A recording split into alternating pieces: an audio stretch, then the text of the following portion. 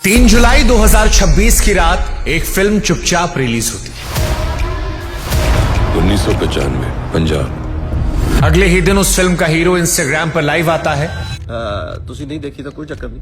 ਬਹੁਤ ਸਾਰੇ ਲੋਕਾਂ ਕੋਲੇ ਹੁਣ ਡਾਊਨਲੋਡਡ ਆ मूवी। ਮੈਨੂੰ ਸੀਗਾ मंडे शायद डिलीट होगी जब। उस वक्त लोग हंसते हैं, इसे मजाक समझते हैं, लेकिन सोमवार आने से पहले रविवार की शाम को फिल्म हिंदुस्तान से गायब कर दी जाती है। कई लोगों ने तो सोशल मीडिया पर लिखा कि वो फिल्म देख ही रहे थे कि चलते चलते स्क्रीन काली हो गई। आप सोचकर देखिए, कहानी सुनते सुनते मानो किसी ने आपसे बीच में किताब छीन ली।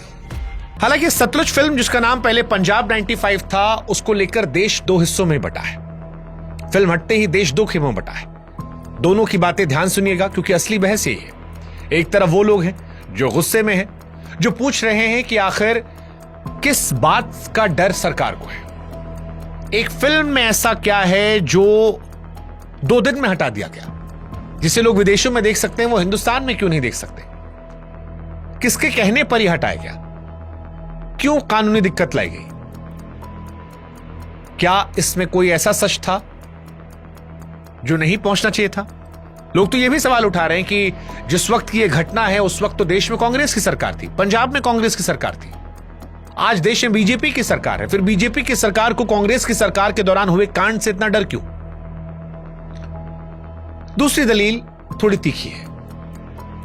वो कहते हैं कि जब कश्मीर फाइल्स चल सकती है, केरला स्टोरी चल सकती है, उन्हें टैक्स फ्री का तोहफा मिल सकता है, तो पंजाब के दर्द पर बनी अदालती कागजों पर टिकी फिल्म 2 दिन क्यों नहीं टिक पाई? इल्जाम सीधा है कि क्या देश में फिल्मों के लिए 2 तराजू है, एक को मंच, दूसरे को ताला?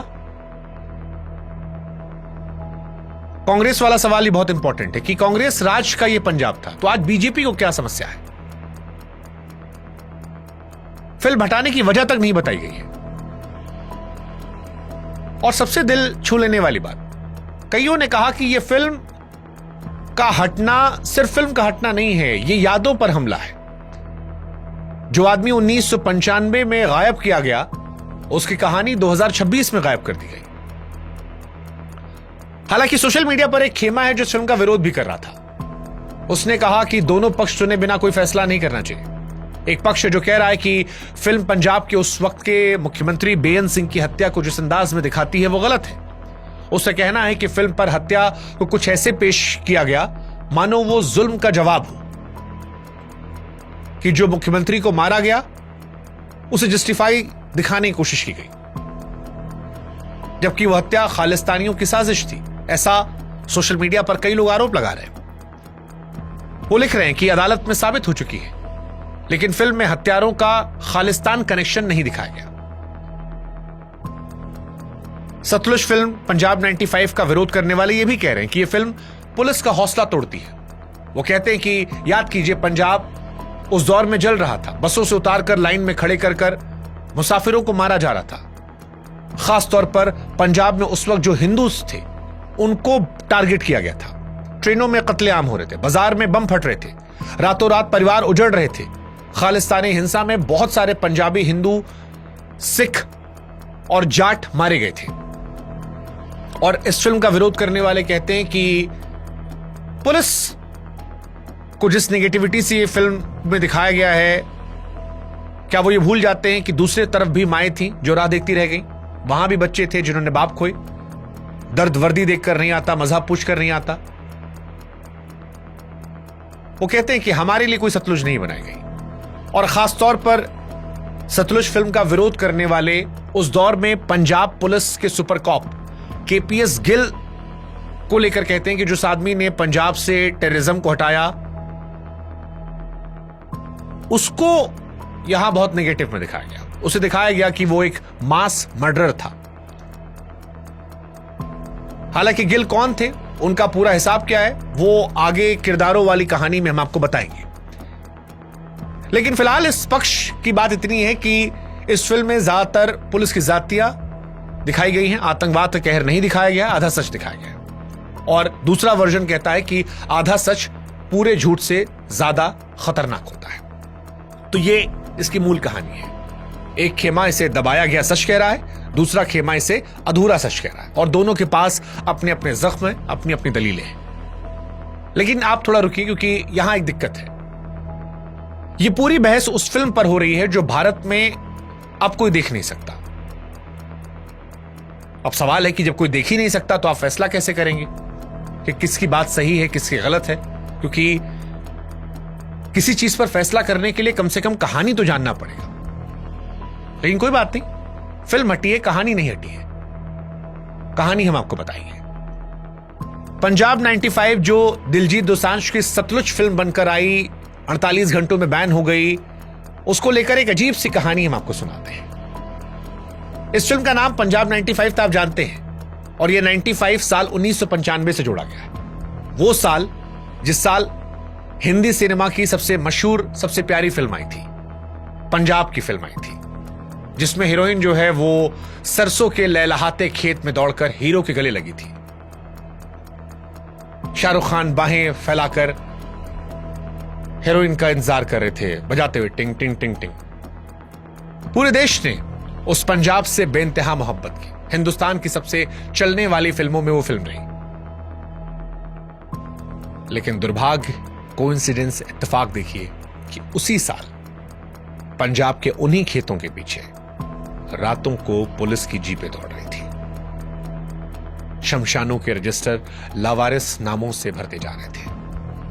एक ही पंजाब, एक ही साल 1995, लेकिन दो कहानियां।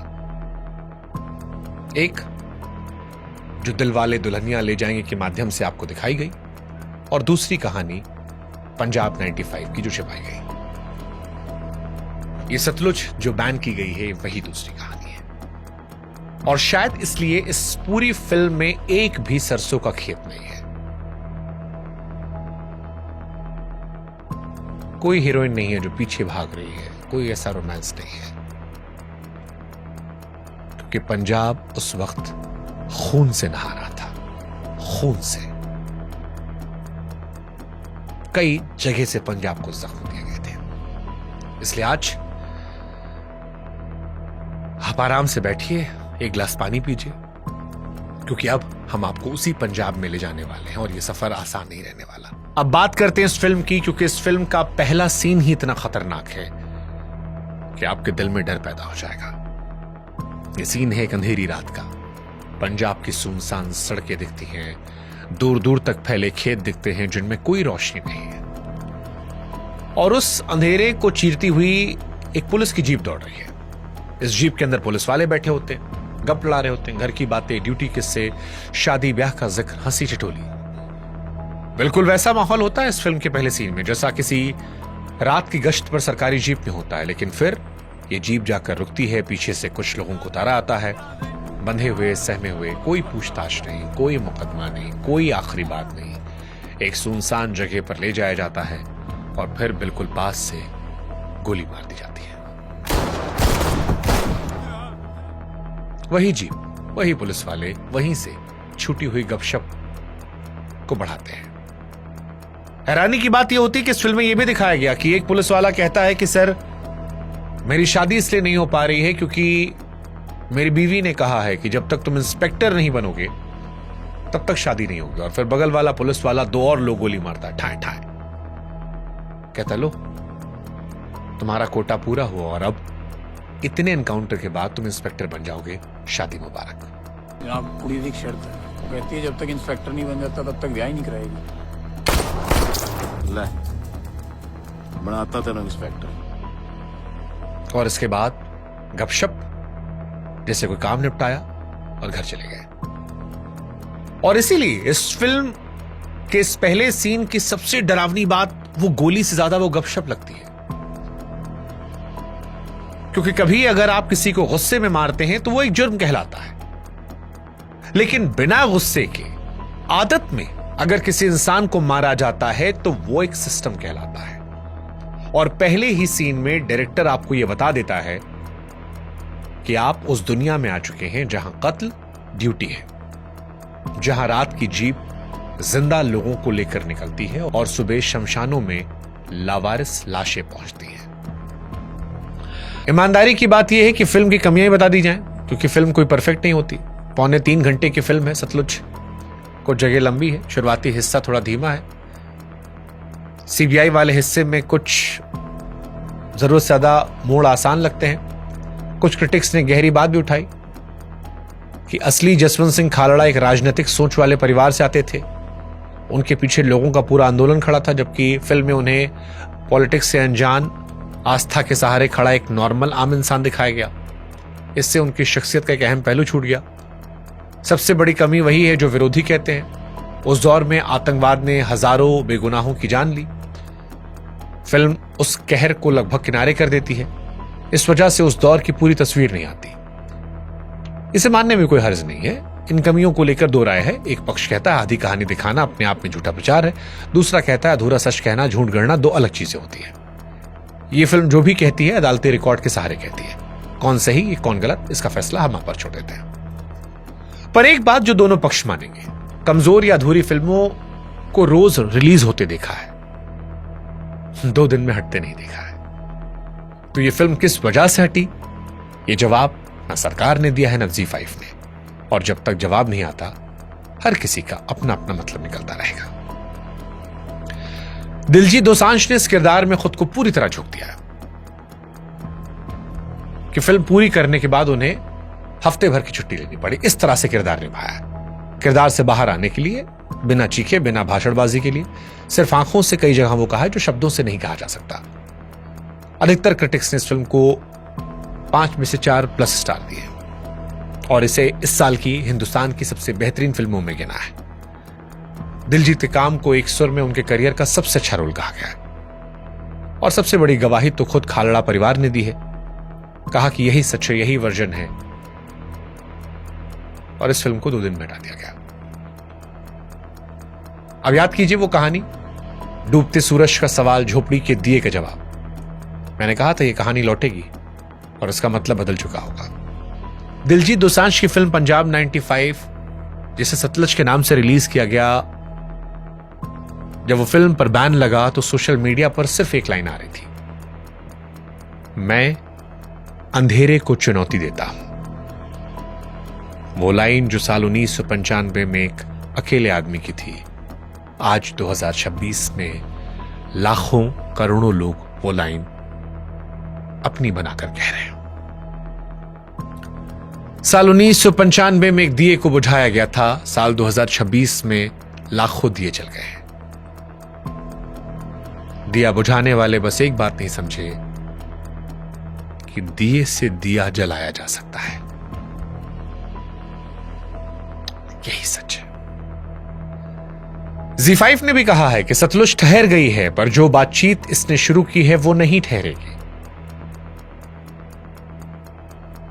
और ये बातचीत आगे बढ़ रही है।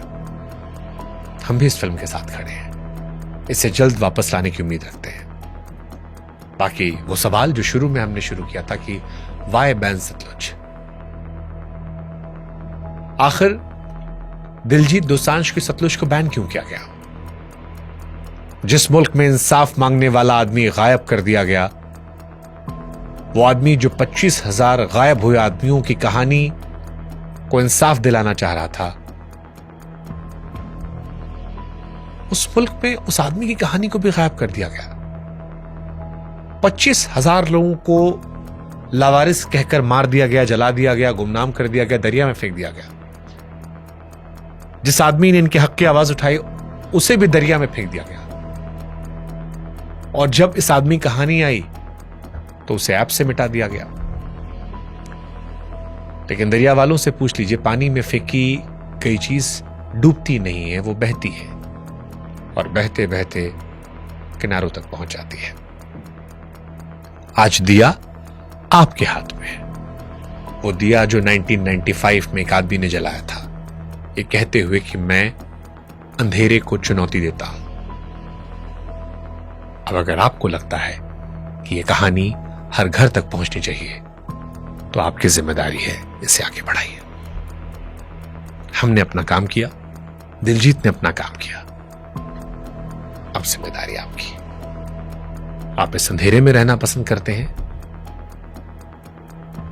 या आप अंधेरे को चुनौती देते हैं? फिलहाल इस कहानी में